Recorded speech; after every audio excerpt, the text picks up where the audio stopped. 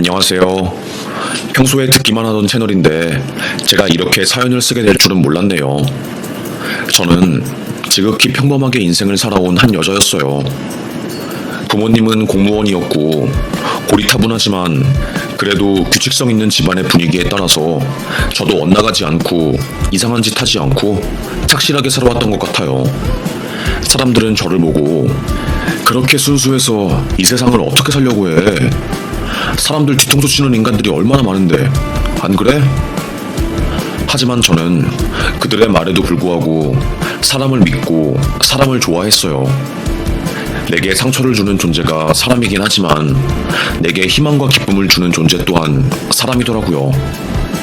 하여튼 순박하고 사람을 잘 믿었던 저였기에 그만큼 남자들에게도 상처를 많이 받았던 것 같아요. 고등학생 때 사귀었던 남자친구가 저와 키스했다는 사실을 전교에 소문내서 제가 가벼운 여자라고 말을 퍼뜨리고 뿐만 아니라 대학생 때 사귀었던 남자친구는 저에 대해서 안 좋은 이야기를 일부러 퍼뜨리고 다녀서 제가 본인한테 의지하게 만들었지요. 교묘하게 저를 조종한 거였어요. 저를 힘든 상황에 몰아넣고 본인이 구해주는 그런 형식으로 저를 길들인 거였죠. 어찌되었건 저에게 다가오는 남자들, 저와 교제한 남자들은 전부 다 그런 사람들이었고 그 사람들 전부 굉장히 잘생겼어요. 아무래도 제가 성격이 순하고 피부도 하얗다 보니까 잘생기고 바람기가 다분한 남자들이 저에게 다가온 것이었죠. 사람을 잘 믿고 순수한 저는 사람 보는 눈이 없었기에 그대로 홀라당 빠져서 당한 거였고요. 그러다가 한참 동안을 연애를 하지 않고 제 인생을 살다가 우연히 만나게 된 한 남자가 저에게 완전히 올인을 했어요. 얼굴은 솔직히 못생겼습니다. 그냥 못생긴 남자였어요. 하지만 그 남자는 저를 보자마자 첫눈에 반했고 정말 끊임없이 저에게 대시를 했습니다. 순희 씨처럼 아름다운 여자는 처음 봤어요. 제가 본 여자 중에서 가장 아름답고 너무나도 이쁘고 진짜 말이 안 나올 정도예요. 이렇게 사랑을 담은 대시를 하기 위한 멘트들을 쏟아냈지요. 평소 같았으면 절대로 만나지 않았을 거예요. 하지만 그때 저는 상당히 외로운 상태였고 게다가 잘생긴 남자들은 얼굴값을 한다는 생각이 머릿속에 깔려 있었기 때문에 오히려 못생긴 남자들은 바람을 안 피우고 나만 바라볼 거라고 생각을 했던 것 같아요. 저도 모르게 그 남자에게 온 마음을 주게 되었죠. 저를 한결같이 사랑해주고 제가 없으면 못 살겠다고 하니까요. 연애를 시작한 저였습니다. 지인들은 어머, 너 진짜 그 사람이랑 사귀는 거야? 내가 이런 말은 안 하려고 했는데 순이야, 네가 너무 아깝다. 너 정도 얼굴이랑 성격이면 더 좋은 남자 만날 수 있을 것 같은데 아니 무슨 산사태 일어난 얼굴처럼 생긴 남자를 만나. 너 원래 잘생긴 남자만 만나지 않았어? 모르겠어. 그냥 이제는 잘생긴 남자는 얼굴값 하는 것 같아서 바람 안 피우고 나만 바라볼 남자가 좋아. 그런 사람한테 마음이 더 가는 것 같기도 하고. 나도 잘 모르겠네. 그냥 지금은 이 사람이랑 교제하고 함께하는 시간이 마음이 편하고 좋아서. 주변 사람들은 꼭 잘생긴 남자만 얼굴값을 하는 게 아니라고, 못생긴 남자도 값을 한다고, 꼴값을 한다고 말을 했지만 이미 사랑에 빠져서 시야가 좁아진 저로서는 그 이야기가 들리지 않았습니다. 그렇게 시간이 흘러서 저와 그 남자는 결혼을 하게 되었어요. 그 남자의 집안은 엄청나게 잘 사는 집안이었고 시부가 변호사에 시모도 약학 계열에서 근무하시는 대단한 분이었어요. 게다가 시부는 유명 로펌에서 대표 변호사에다가 다른 로펌에서는 파트너 변호사를 할 정도로 유명한 분이셨고요. 남편은 본인 아버지처럼 변호사를 하겠다고 사법고시를 6년 동안 준비하다가 1차 시험도 못 붙고 연속으로 탈락하고 나서 평범한 일을 하는 사람이었어요. 그럼에도 불구하고 자기 아버지한테 넉넉하게 용돈을 받고 살았기 때문에 정말 사는 것은 부자처럼 살았습니다. 그래서 전 그 남자가 더 좋았던 것도 있었어요. 속으로 그래, 못생겼으니까 나만 바라볼 것이고 돈도 많으니 나를 지켜줄 수 있는 남자겠지. 나는 이런 남자가 좋아. 지금 내 상황에서 나는 최고의 남자를 만난 거야. 부모님도 저를 보고 남자는 자고로 듬직하고 한 여자만 바라볼 수 있는 남자를 만나야 하는 거야. 남서방이 든든하고 또 성격도 우직하니 괜찮은 것 같네. 허락을 하셨어요. 그런데 저는 몰랐지요. 그 남자가 이렇게 두 얼굴을 가지고 살 줄은 상상도 못했습니다. 아직도 생각하면 열받아서 소리라도 지르고 싶은 심정이었어요. 남편은 저와 결혼을 하자마자 태도를 싹 바꾸었습니다. 무서울 정도였어요. 술자리에 나가서 저를 데리고 간 다음에 내가 아주 이런 여자도 살살 구슬려서 결혼한 남자야. 니네들 이렇게 이쁜 여자랑 결혼할 수 있다고 생각을 해? 이런 여자 니네는 못 만날걸? 내 능력이 이 정도야 이것들아. 자기 친구들에게 이런 식으로 저를 소개해 주었습니다. 묘하게 기분이 나빴어요.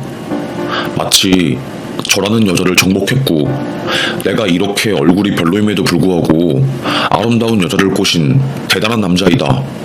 우월감을 저를 통해서 느끼는 듯 했죠. 부부는 평등한 위치에서 서로 존중하고 사랑하는 관계라고 배웠는데 남편에게서는 그런 모습이 느껴지지 않았습니다. 결혼 전에는 저를 공주처럼 대하던 그 사람, 결혼하고 나서는 발가락으로 리모컨을 꾹꾹 누르면서 러닝 셔츠로 코를 풀고 곁눈질을 하며 어이, 배고프니까 마른 오징어 좀 레인지에 데워와봐. 그리고 마요네즈에 간장 살짝 뿌려서 청양고추 썰어서 가져오고. 그때 제가 출산 3주 전이었어요. 몸이 너무 약해서 임신한 이후로 숨쉬는 것도 힘들고 허리를 숙일 때 무리가 되어서 갈비뼈가 부러진 적도 있었어요. 그런데 그럼에도 불구하고 저에게 그런 명령을 내린 거였죠. 당신은 손이 없어 발이 없어? 그 정도는 당신이 알아서 할 수 있는 거 아니야? 뭐라고 했어? 아니, 임신이 그렇게 힘들어? 나야말로 어이가 없네. 이렇게 간단한 요구를 남편이 말하지도 못해? 임신했다고 유세 부리고 나 그런 거 정말로 딱 싫어. 알겠어? 소리를 빽빽 지르는 남편의 모습이 너무나도 어이가 없었고 짜증났어요. 저를 딱 노예, 그 이상 이하로도 안 보는 느낌이었습니다. 약간 뭐라고 해야 할까요? 이쁜 여자와 결혼한 남자다. 나는 그런 남자니까 니네들이 나를 대접해야 한다. 이런 사람이었습니다. 열불이 터지더라고요. 그렇게 저는 외롭고 쓸쓸한 상황 속에서 아이를 낳았어요. 아이는 너무나도 씩씩한 아들이었습니다. 남편 놈은 그래도 아들한테는 잘하는 것 같더라고요. 하지만 여전히 힘든 일은 모두 제 몫이었지요. 애가 새벽에 우는데도 불구하고 제가 쓰러질 듯이 너무 몸이 아파서 열이 39도까지 올라가는데 발로 제 엉덩이를 툭툭 치면서 아 진짜 애 울잖아. 빨리 재우라고. 시끄러워서 잠을 잘 수가 없어. 이런 식으로 소리를 지르는 남자였어요. 제 지인들 말이 맞았지요. 잘생긴 남자는 얼굴값을 하지만 못생긴 남자는 꼴값을 한다는 그 말이 딱 맞았습니다. 에휴, 지인들이 결혼 말릴 때 그때 그냥 말 들을걸. 내가 미쳤지 싶었어요. 하여튼 저는 꾹꾹 참으면서 결혼 생활을 했어요. 아이들을 잘 키우기 위해서 다방면으로 노력을 했지요. 그래도 시부모님들한테는 제가 잘하려고 최선을 다했습니다. 남편이 싫은 거랑 시부모님이랑은 별개의 사건이니까요. 남편은 아버님이랑 사이가 무척이나 안 좋았습니다. 남편이 어릴 때부터 사고도 많이 치고 또 집안의 돈도 많이 까먹었다고 하더라고요. 사법고시 실패하고 사업한다고 아버님한테 거의 8억 가까운 돈을 가져가서 홀라당 날려먹었으면서 이게 다 아빠 때문이라고 난리치고, 변호사인 아버님도 아픈 손가락이라고 이놈은 호적에서 파버려야 한다고 해서 둘 사이에 골이 깊었어요. 그래서 결혼하고 나서도 남편은 명절이나 이럴 때 집에 안 가고 저랑 아이만 둘이서 간 적이 거의 대부분이었지요. 시부는 며느리가 고생이 많네. 아니에요 아버님, 무슨 말씀을 하셔요. 그래도 제 마음 알아주셔서 항상 늘 감사드려요. 저랑 시부모님들과의 사이는 꽤나 좋았습니다. 서로 존중하고 아끼는 사이였지요. 그러다가 어머님이 유방암에 걸리셨고, 그때 제가 간병을 하게 되었어요. 남편은 일을 하고 가정주부인 제가 어머님의 간병을 맡게 된 것이었지요. 저는 정말로 정성스럽게 간병을 했던 것 같아요. 어머님이 우울해하시니까 웃음치료사 자격증을 따서 병실에 있는 분들에게 강연도 해드리고, 항암 수술하느라 머리카락이 빠져서 울적해야 하는 어머님이 혼자라는 기분을 느끼지 않았으면 하는 마음에 제가 머리를 단발로 자르기도 했지요. 그 모습을 보고 아버님이 정말 저에게 많은 고마움을 느끼셨어요. 거의 어머님 간병에만 제가 5년을 투자했으니까요. 어머님은 나중에 암이 많이 심해지셔서 결국에 돌아가시긴 했지만, 그럼에도 불구하고 저는 후회는 없었습니다. 며느리야, 정말 고맙다. 내가 아내에게 잘해주지 못해서 많이 미안했는데, 그래도 우리 며느리가 나 대신 내 아내한테 사랑을 주고 간병을 해주어서 마음이 그나마 가볍네.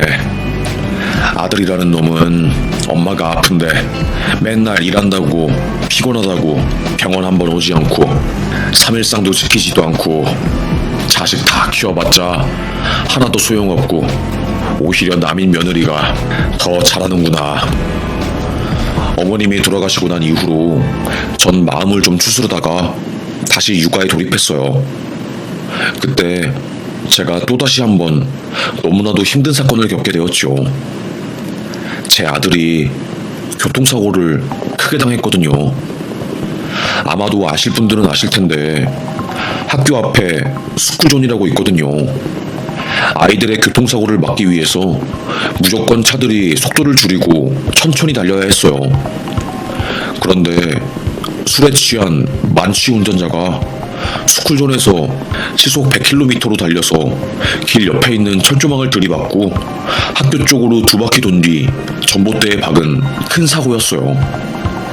그날 하필 제 아들이 미술 준비물을 안 사와서 잠깐 외출증을 끊고 문방구를 간 상황이었고, 그때 사고가 벌어지게 된 거였죠.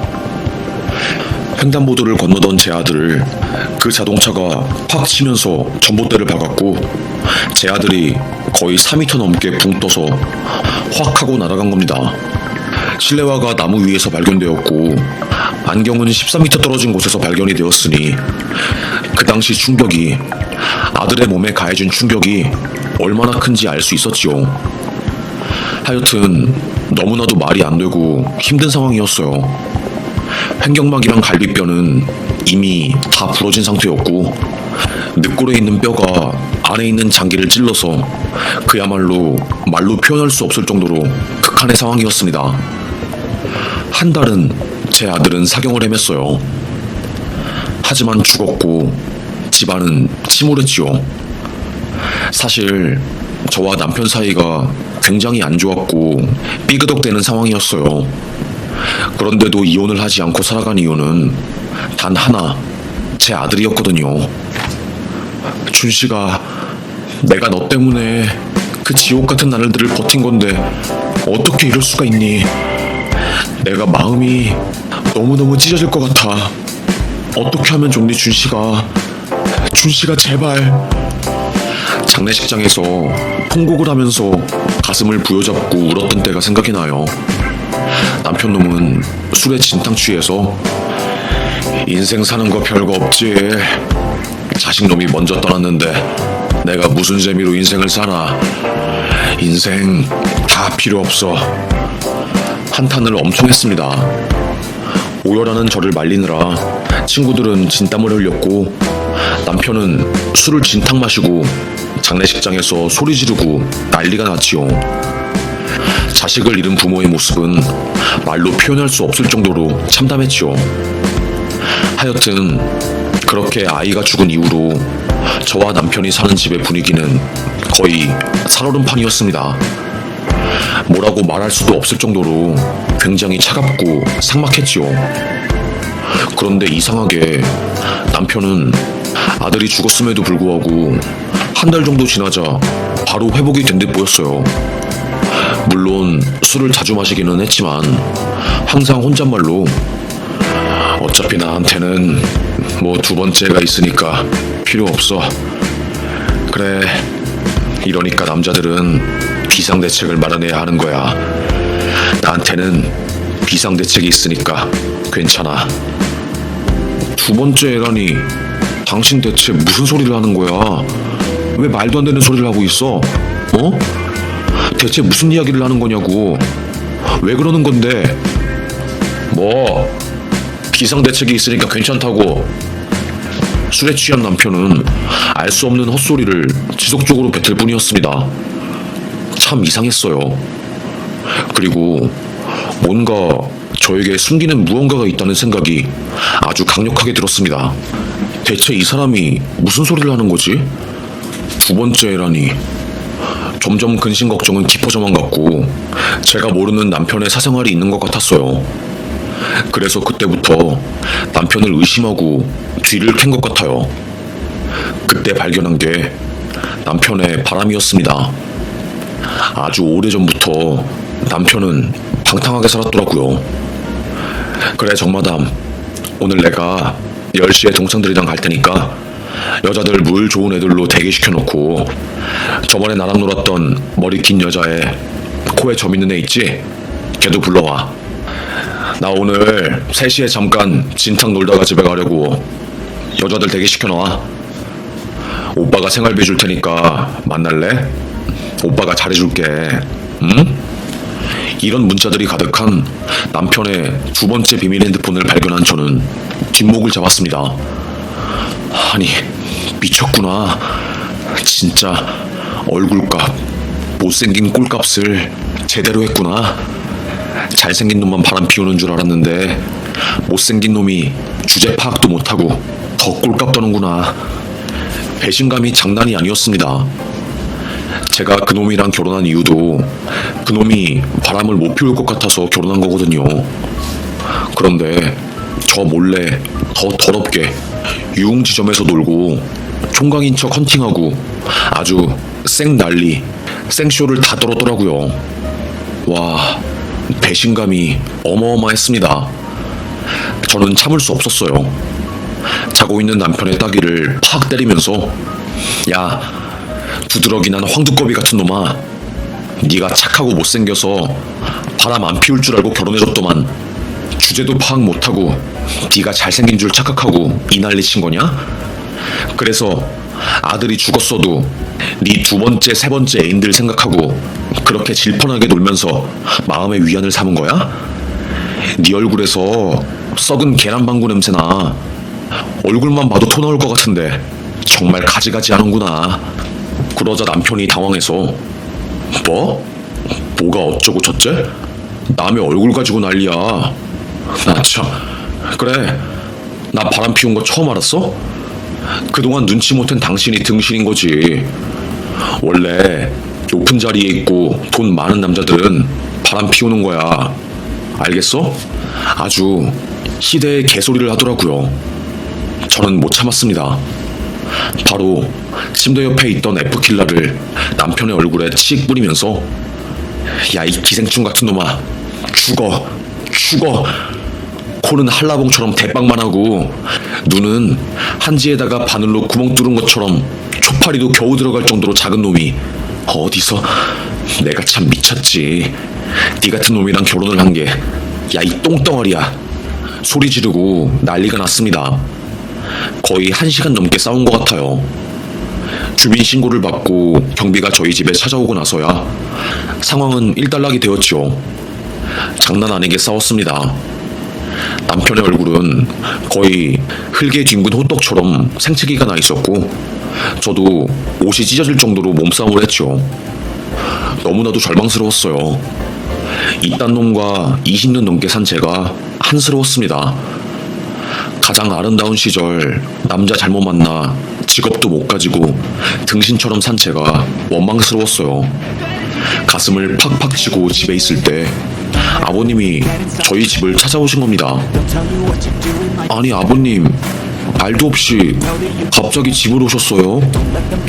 아니, 우리 최 회장이 나한테 김치를 줬는데 너무 맛있어서 우리 며느리 먹었으면 해서 그래서 가져다 준 거야. 아버님은 제가 남편이랑 싸운 사실을 모른 듯 하셨어요. 저는 일단 들어오세요 라고 아버님을 맞이하였죠. 이런저런 이야기를 하다가 저녁이 되었고 아침에 나간 남편이 잔뜩 술에 취해서 들어왔습니다. 술을 얼마나 많이 마신 건지 이미 와이셔츠에는 토한 자국이 있었어요. 그때 집에 들어오자마자 남편이 야, 얼굴 못생겼다고 여자 못 만날 거라고 생각하냐? 네가 모르는 게 하나 있는데 남자는 능력 있으면 일부 다처제를 하는 거야. 알겠어? 그리고 나는 혼외자가 있거든. 그래서 네 아들이 죽어도 그렇게 슬퍼하지 않고 금방 극복할 수 있는 거야. 원래 남자는 이런 경우를 대비해서 자기 자손을 널리 퍼뜨리려고 씨앗을 여러 사람들한테 뿌리는 거거든. 알아? 너 그거 모르지?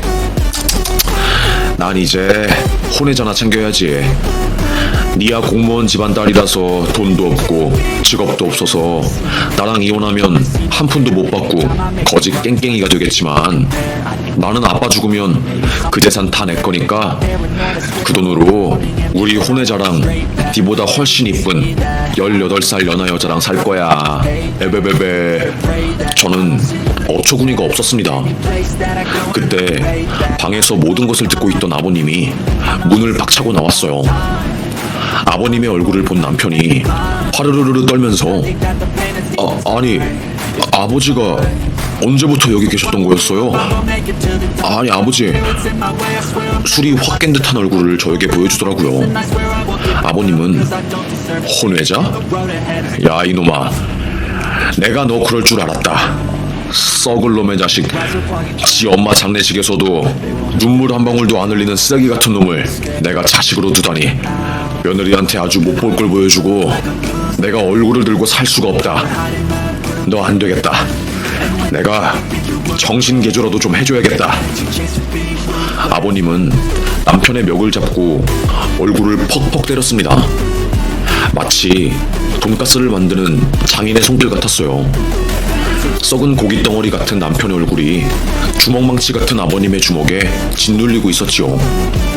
성인 여드름으로 가득 찬 남편의 얼굴에서는 여드름이 터져서 피고름 나오고 진짜 난리도 아니었습니다. 숙성된 한라봉에서 고름이 나오는 것 같았어요. 그 모습도 너무 못생기고 재수가 없어서 더 짜증나더라고요. 아버지 그게 아니라 남편은 설설 기더라고요. 변호사인 아버님도 화가 나면 한성격 하거든요. 아버님은 아들보다 며느리인 저를 더 아끼는 상황이었고 항상 미안한 마음을 가지고 있었는데 혼외자의 존재까지 아신 이후로는 참을 수 없는 분노가 치밀어 오른 거였죠. 너 이 개놈 자식아, 오늘 돼지 잡는 날이다. 네 재산 날이야 오늘. 아버님은 손으로 남편의 옷을 푹 찢었어요. 옷이 쫙 찢어지면서 구멍 뚫린 러닝 셔츠에 똥 묻은 사각 팬티를 입은 남편의 맨몸이 드러났지요. 더러운 놈, 썩을 놈, 나가! 아버님은 남편의 멱을 잡고 복도로 내쫓았고 남편은 으악거리면서 쫓겨났어요. 그리고 아버님은 문을 쾅 닫았지요. 밖에서 남편은 아버지, 문 좀 열어주세요. 옷이라도 주시든가요. 애원했지만 아버님은 아랑곳도 하지 않으셨어요. 그리고 저에게 무릎을 꿇고 정말 미안하다. 내가 입이 10개라도 할 말이 없다. 자식을 잘못 키운 죄가 이렇게나 끔찍할 줄은 상상도 못했다. 다 내 잘못이다. 정말로 너무너무 미안하다. 아버님은 저에게 사죄하였습니다. 에휴, 부모가 무슨 죄겠어요. 그치만 마음이 너무나도 힘들었던 저는 모르겠어요. 이건 아닌 것 같아요. 이혼할게요, 아버님. 이혼 선언을 했습니다. 밖에서 소리치던 남편의 목소리는 잠잠해지고 저도 집안에서 펑펑 울다가 겨우 마음을 가라앉혔을 때 갑자기 복도에서 옆집 아이의 비명소리가 들리더라고요. 아빠, 여기 앞에 무슨 산짐승이 있어. 똥멧돼지, 똥 묻은 멧돼지. 그 소리는 제 남편을 보고 한 소리였어요. 짐승처럼 홀라당 먹고 있는 남편은 옷이 없어서 밖에 나가지도 못하고 복도에 가만히 쭈그려 있던 거고, 옆집 꼬마가 아빠랑 자전거 타고 집에 들어가려고 하는데 그 모습을 보고 산에서 똥 먹은 멧돼지가 복도에 있다고 말을 한 거였죠. 아마 치질 때문에 똥이 새는 제 남편의 팬티를 보고 그런 말을 하는 것 같았어요. 정말로 망신 중에 대망신이었지요. 그 소리를 듣고 옆집 아저씨가 뭐야, 이 괴생명체는? 뭐야? 아니, 사람이잖아. 잠시만. 아니, 옆집 아니신가요? 아니, 왜 이러고 있으세요? 라고 하면서 말을 하였고, 소란스러운 소리에 어쩔 수 없이 제가 문을 열어주었어요. 결국 남편은 콩벌레처럼 몸을 꽁꽁 감싼 채로 집으로 떼구르르 들어왔고, 저는 남편의 얼굴을 손바닥으로 팍 치면서 이제부터 시작이야. 내가 문 열어줬다고 좋아하지 마. 라고 말을 한 뒤 아버님과 함께 그 집을 나왔습니다. 아버님은 미안하다.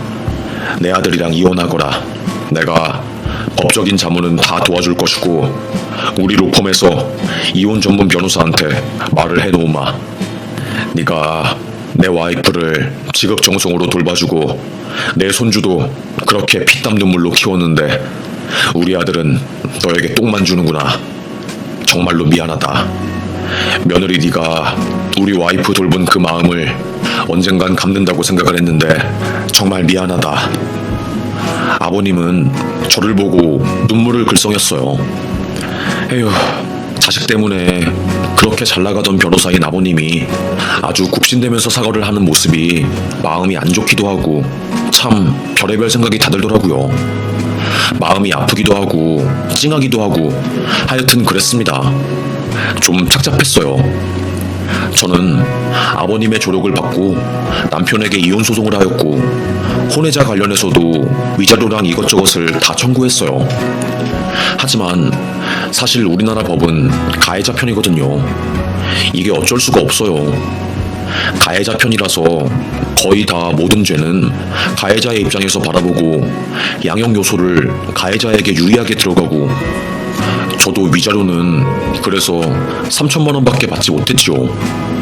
내 젊음을 다 바쳐서 결국에 남은 것은 이 3천만 원 뿐이구나. 다 부질없네. 결혼 한번 잘못한 대가가 이렇게 클 줄 몰랐다 라고 생각하며 닭똥 같은 눈물만 뚝뚝 흘릴 뿐이었습니다. 그때 아버님이 저에게 서류를 하나 내민 거였어요.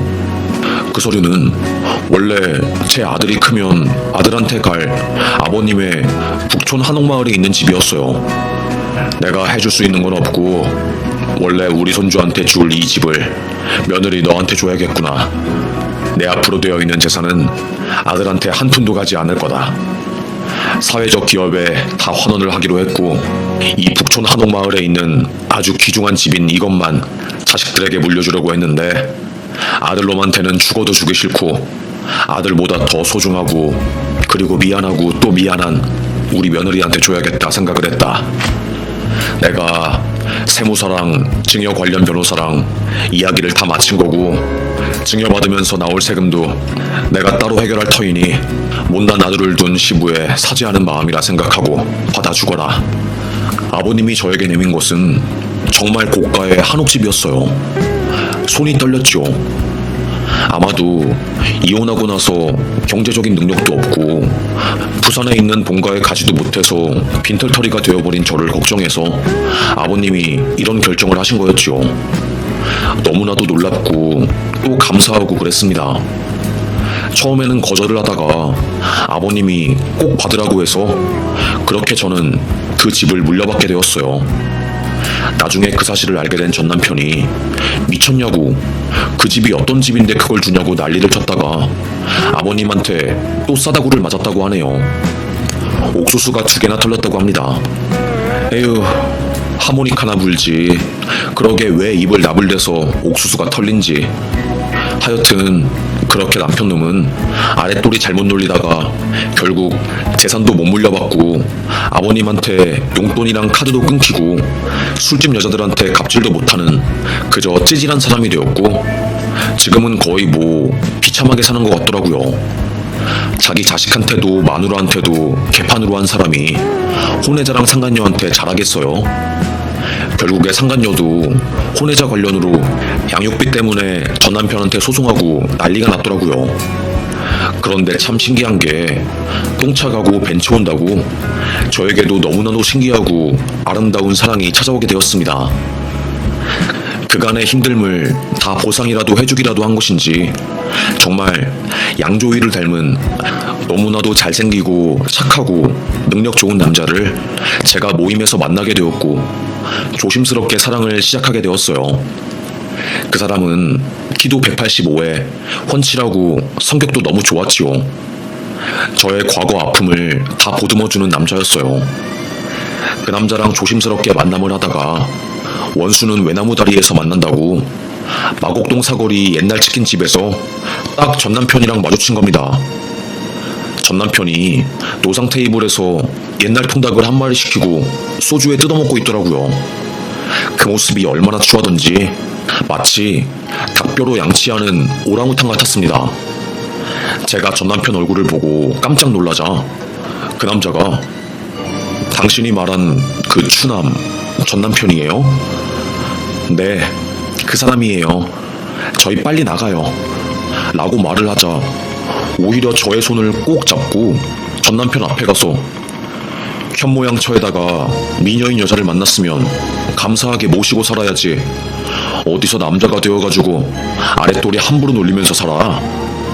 그러니까 이렇게 비참한 모습으로 있는 거지. 내가 이 사람 남자친구요. 앞으로 이 사람한테 연락도 하지 말고 2번 다시 이 사람이랑 연맺을 생각하지 마쇼. 어디서 유인원 같은 놈이 무슨 복으로 이 여자를 만나서 20년 동안 괴롭힌 거야? 소리를 팍 하고 질렀습니다. 거기 마곡동 욕쟁이 옛날 통닭 할머니가 그걸 듣고 아따 시원하다. 마 시원하네. 아주 통쾌하네. 요즘에도 이렇게 시원하고 자기 여자 단디 지킬 줄 아는 녀석이 있었구나. 아따마 에라이 통쾌해라. 아따마. 소리를 시원하게 지를 정도였습니다. 제 전남편은 통달구로 양치하듯이 닭다리 먹다가 갑자기 날벼락으로 욕을 먹고 어벙벙한 표정을 지었고 당황해서 반격도 못하더라고요. 와, 정말로 얼마나 쌤통인 것인지 말도 못해요.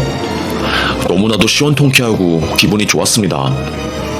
진짜 한박 웃음을 지으면서 그 남자와 함께 그곳을 빠져나온 것 같아요.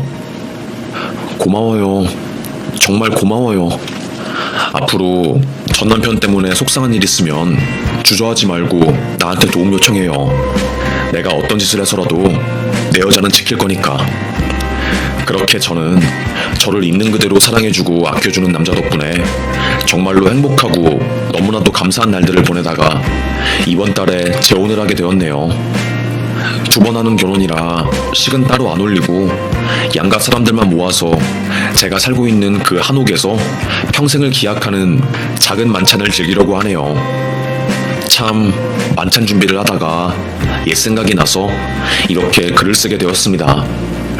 전 시아버님도 제가 재혼하는 사실을 알고 계시고 되려 저를 응원해 주시네요. 잘 살라고요. 이게 정말로 참 어른이지 않나 싶습니다. 인생이 말년에 술술 잘 풀리는 경우도 있는 것 같아요. 그간 20년간 고생했으니 이제 다시 새 출발하는 재혼하는 저 남은 인생 행복하게 살아보렵니다. 저 행복하게 살 수 있도록 응원해주세요. 여러분도 행복하세요. 감사합니다.